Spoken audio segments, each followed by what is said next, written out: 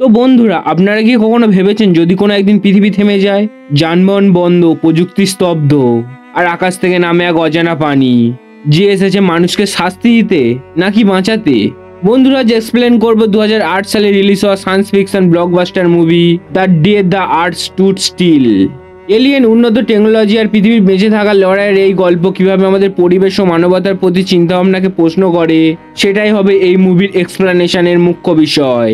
তাহলে বেশি দেরি না করে উত্তেজনা না বাড়ে শুরু করা যাক বন্ধুরা। তো মুভির শুরুতে ভারতে অবস্থিত কারাকোরাম পর্বতে এক পর্বত আরোহীকে দেখানো হয়। সময়টা ছিল 1928 সাল নাগাদ। ওই পর্বত আরোহীটা যখন তার টেন্টের মধ্যে রেস্ট নিচ্ছিল, তখন হঠাৎ সে তার টেন্টের বাইরে এক অদ্ভুত আলো দেখতে পায়। পর্বত আরোহীটা টেন্ট থেকে বার হয়ে সেই আলোর দিকে গিয়ে দেখে সেখানে সে এক গোলাকার কিছু দেখতে পায়। পর্বত আরোহীটা সেই গোলাকারের কাছে যায়, আর যখন ওই সেটাতে টাচ করে সে অজ্ঞান হয়ে যায়। কিছুক্ষণ পর তার জ্ঞান আসে, আর সে দেখে তার হাতে একটা চিহ্ন হয়ে গেছে। সেখানে যে গোলাকারটা ছিল সেটাও সেখান থেকে উধাও হয়ে গেছে।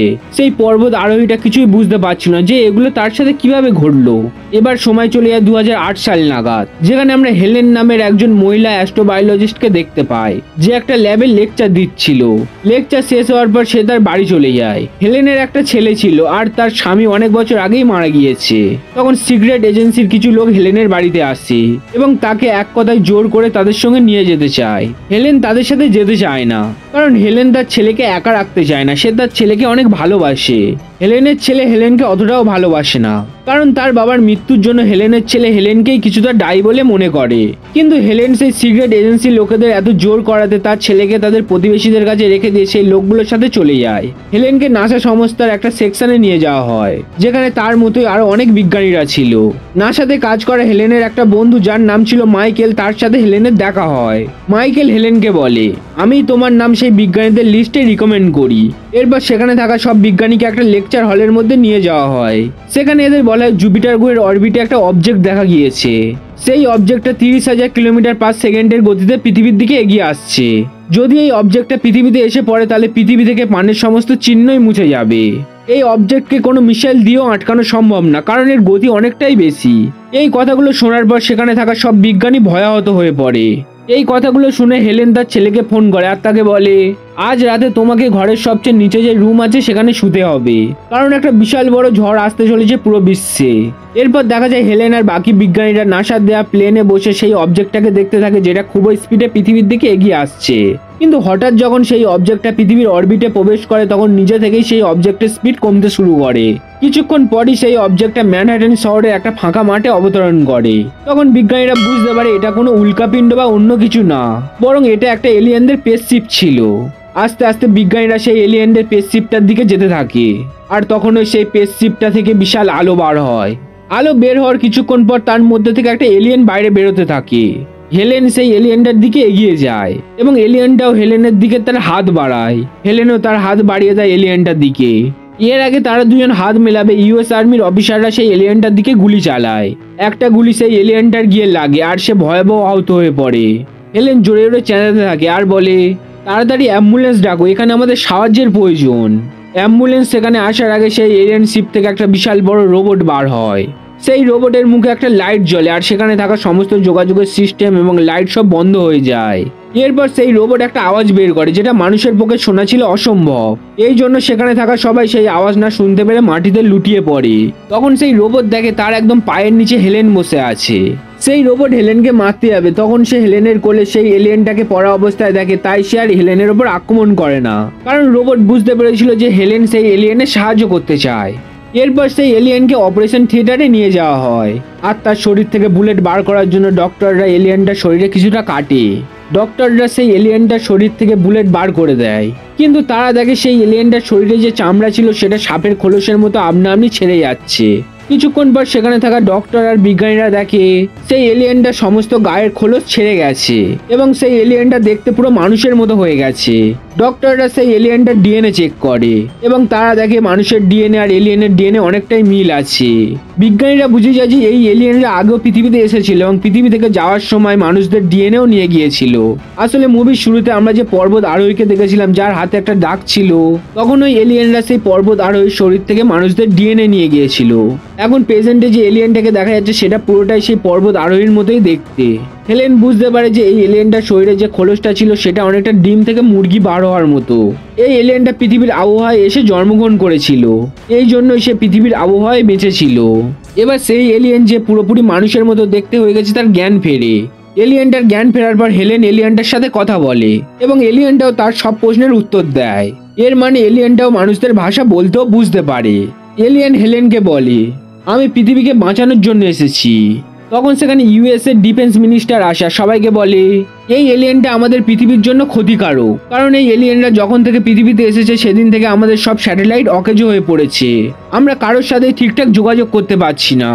এলিয়েনটা তখন সেই ডিফেন্স মিনিস্টারকে বলে, আমি এই পৃথিবীর মুখ্য লিডারের সাথে কথা বলতে চাই। কিন্তু ডিফেন্স মিনিস্টার সেই এলিয়েনটার কোনো কথাই শোনে না এবং সেই এলিয়েনকে জিজ্ঞাসাবাদ করার জন্য তার সাথে নিয়ে যায়। এবার এলিয়েনটাকে জিজ্ঞাসাবাদ করা শুরু হয়। একটা লোক এলিয়েনটাকে জিজ্ঞাসা করে, আমাদের পৃথিবীতে কখন আক্রমণ হতে পারে?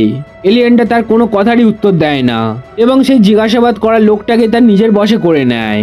এলিয়েনটা নিজের কিছু অদ্ভুত শক্তি ব্যবহার করে ইউএস আর্মি সেই রুম থেকে বের হয়ে যায়। খুব তাড়াতাড়ি ছোট ছোট এলিয়েন শিপ পৃথিবীর সমস্ত জায়গায় অবতরণ করতে থাকে। এলিয়েনটা সেই রুম থেকে বেরিয়ে ডাইরেক্ট এয়ারপোর্টে যায়, যেখানে তার শরীরের অবস্থা খুবই খারাপ হয়ে যায়। এলিয়েনটা তখন হেলেনকে ফোন করে, কারণ এলিয়েনটা জানতো যে একমাত্র হেলেনই তাকে সাহায্য করতে পারবে। হেলেন সেই এলিয়েনটাকে সাহায্য করার জন্য তার ছেলেকে নিয়ে সেই জায়গায় পৌঁছে যায়। এলিয়েনটা তখন হেলেনের কাছে কিছু চায়, তখন হেলেন এলিয়েনটাকে একটা ওষুধ দেয় এবং সেই এলিয়েনটা সেই ওষুধটাকে নিয়ে তার কাটা জায়গায় লাগিয়ে দেয়। এরপর হেলেন সহ সেই এলিয়েনটা একটা ম্যাকডোনাল্ডসের দোকানে যায় আর সেখানে একটা লোকের সাথে দেখা করে যার নাম ছিল হু। এখানে আমরা জানতে পারি হু নামের লোকটাও একটা এলিয়েন, যে 70 বছর ধরে এই পৃথিবীতে আছে। হু নামের লোকটা মানুষদের পর্যবেক্ষণ করার জন্যই পৃথিবীতে এসেছিল। হু বলে, মানুষেরা পৃথিবীর সমস্ত কিছু পরিবর্তন করে দিচ্ছে। এই কথাটা মানুষেরা বুঝতে পারে, কিন্তু তাও তারা তাদের স্বভাব পরিবর্তন করতে পারছে না। মানুষেরা আস্তে আস্তে এই পুরো পৃথিবীটাকেই ধ্বংস করে দেবে। হুয়ের কাছে সবকিছু শোনার পর এলিয়েনটা একটা পুকুরের ধারে যায়। সেই পুকুরের মধ্যে দিয়েও তাদের সেই পেশশিবের মতো একটা গোলাকার বার হয়। এলিয়েনটা সেই গোলাকারে হাত রাখে, তখন পৃথিবীর বাকি সব জায়গায় যে গোলাকারগুলো ছিল তাদের মধ্যে পৃথিবীর আলাদা আলাদা প্রজাতির জীবেরা যেতে থাকে, যেমন মাছ, সাপ, ব্যাঙ, পাখি ইত্যাদি। কিছুক্ষণ পরই সমস্ত গোলাকার আকাশের দিকে যেতে থাকে। এর মানে এলিয়েনরা সমস্ত প্রজাতির জীবেদের ধ্বংস না করার জন্য তাদের কিছু কিছু স্যাম্পেলকে তাদের আনা গোলাকারের মাধ্যমে মহাকাশে পাঠিয়ে দিয়েছে। হেলেন সবকিছু দেখে নেয় যে এলিয়েনটা কিসব করছে। হেলেন এইবার সেই এলিয়েনটার উপর সন্দেহ করতে থাকে এবং তাকে জিজ্ঞাসা করে, তোমরা আসলে চাওটা কি? এলিয়েনটা বলে, আমি এই পৃথিবীকে বাঁচাতে চাই মানুষদের থেকে। এর মানে এলিয়েনরা মানুষদের ধ্বংস করার জন্য এসেছে পৃথিবীতে। হেলেন এলিয়েনটাকে বলে, তোমাদের মানুষদের একবার সুযোগ দেওয়া উচিত নিজেদের পরিবর্তন করে তোলার জন্য। এলিয়েনটা হেলেনকে বলে, আমরা অনেক অপেক্ষা করেছি, কিন্তু মানুষেরা কখনোই নিজেদেরকে বদলাতে পারবে না। যদি আমরা মানুষদের শেষ না করি তাহলে এই সুন্দর পৃথিবীকে ধ্বংস করে দেবে তারা। এরপর এখানে একজন পুলিশ অফিসার চলে আসে, যে নিউজে দেখানো সেই এলিয়েনটাকে চিনতে পেরে যায়।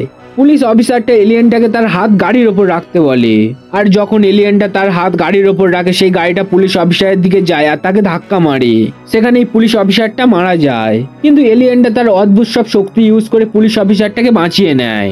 তারপর এলিয়েনটা হেলেনকে বলে, এই অফিসারটা আমার পথের বাধা দিচ্ছিল, সেই জন্যই আমি একে আঘাত করেছিলাম, কিন্তু আমি অফিসারকে এখন পুরোপুরি ঠিক করে দিয়েছি। হেলেন এলিয়েনটাকে বলে, তোমাদের আরো একবার মানুষদের সুযোগ দেওয়া উচিত। এলিয়েনটা বলে, আমি তোমাদের লিডারের সাথে কথা বলতে চেয়েছিলাম, কিন্তু আমাকে কোনো কথা বলতে দেওয়া হয়নি।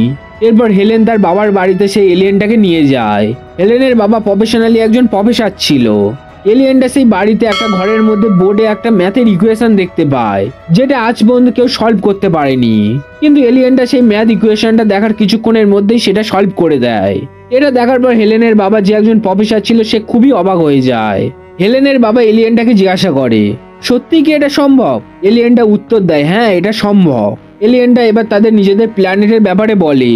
এলিয়েনটা বলে, আমাদের প্ল্যানেটের যে সূর্য ছিল সেটা শেষ হয়ে যাচ্ছিল, তখন সেই প্ল্যানেটে বাস করা সমস্ত লোক আমরা এক জায়গায় হই আর জীবন ধারণের মাত্রাটাকেই বদলে দিই, যার জন্য আমাদের প্ল্যানেটের সূর্য আর আমাদের প্ল্যানেট দুটোই শেষ হওয়া থেকে বেঁচে যায়। হেলেনের বাবা এলিয়েনটাকে বলে, তোমরাও তো যখন বুঝতে পেরেছিলে যে তোমাদের প্ল্যানেট শেষ হয়ে যাচ্ছে, তখনই তো তোমাদের জীবনধারা বদলে দাও আর তোমাদের প্ল্যানেটকে বাঁচিয়ে নাও। তেমন এই মানুষেরাও এখনো বুঝতে পারছে না যে এই পৃথিবী শেষ হয়ে যাচ্ছে। যদি তারা এই কথাটা বুঝে যায় তাহলে তারাও মানব জাতিকে রক্ষা করার জন্য যতদূর সম্ভব চেষ্টা করবে। এলিয়েনটা হেলেনের বাবার এইসব কথা শুনে পৃথিবীবাসীর জন্য একটু হলেও সহানুভূতি হয়ে পড়ে।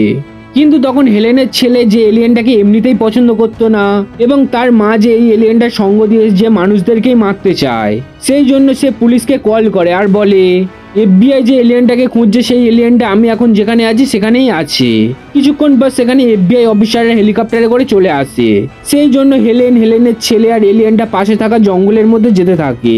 তখন একটা এফবিআই অফিসার হেলিকপ্টার থেকে নিচে নামে আর হেলেনকে তার সাথে হেলিকপ্টারে তুলে নিয়ে চলে যায়। এলিয়েনটা তার অদ্ভুত সব শক্তি দিয়ে দুটো হেলিকপ্টারকে ক্র্যাশ করে দেয়। হেলেনের ছেলে এলিয়েনটার থেকে বাঁচার জন্য এলিয়েনটার থেকে দূরে পালায়, কিন্তু সে স্লিপ করে নদীতে পড়ে যাচ্ছিল। তখন ওই সেই এলিয়েনটা যাকে সে শত্রু ভাবতো সে তাকে বাঁচিয়ে নেয়। অন্যদিকে সেই রোবটকে দেখানো হয় যেটা এখনো সেই ম্যানহাটনের মাঠে অবতরণ করা স্পেসশিপের কাছে দাঁড়িয়েছিল।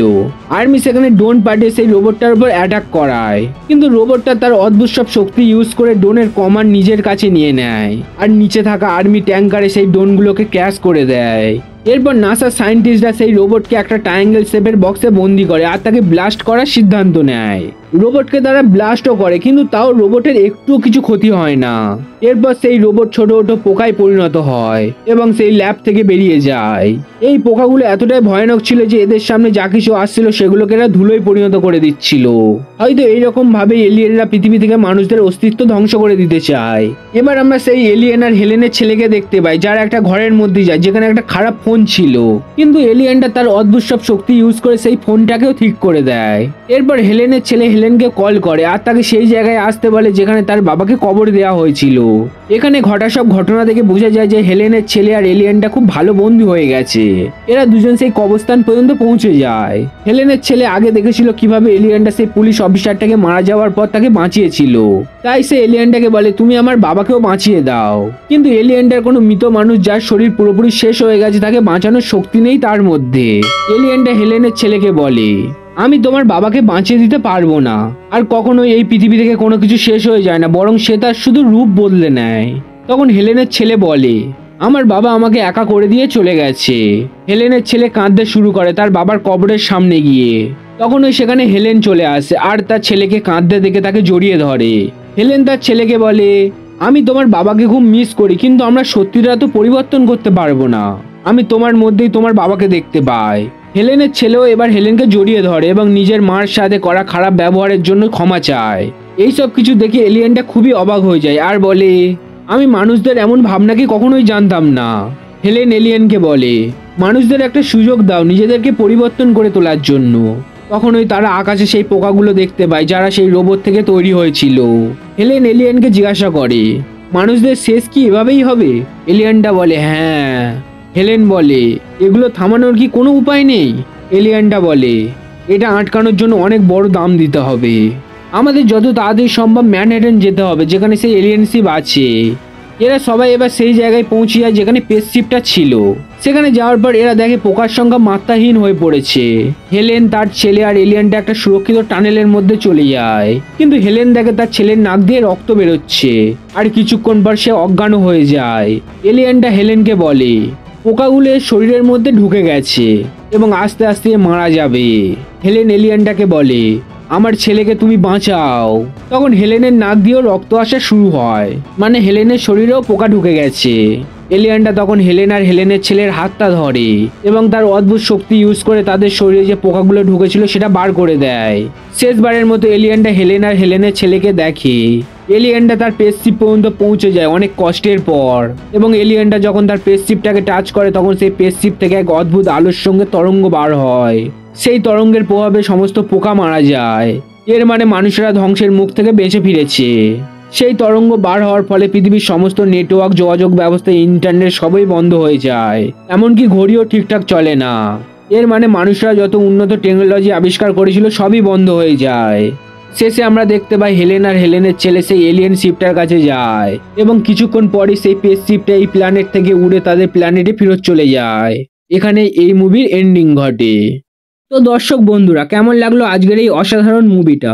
প্লিজ কমেন্টে জানাও, লাইক অ্যান্ড সাবস্ক্রাইব করতে ভুলো না, কারণ সামনে আরো রহস্যময় কন্টেন্ট আসতে চলেছে এই চ্যানেলে।